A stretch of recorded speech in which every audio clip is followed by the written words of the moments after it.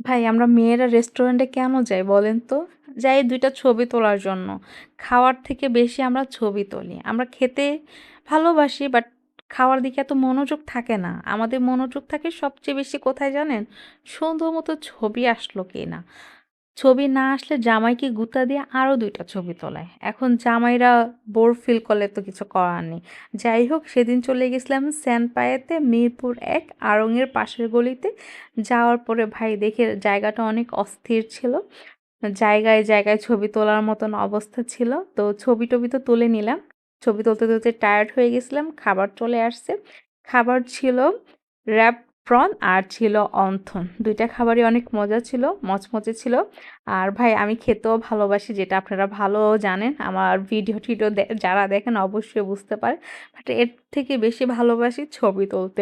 এখন জামাই যদি ভালো মতন ছবি তুলে না দেয় তো মাথা গরম তো হবেই। হবে না বলেন তো ভাই? ভাই বউদের পছন্দের মানুষ হইতে হলে সুন্দর, সুন্দর ছবি তুলে দিবেন। বুঝছেন ভাই? আজকে এ পর্যন্তই। আল্লাহ হাফেজ।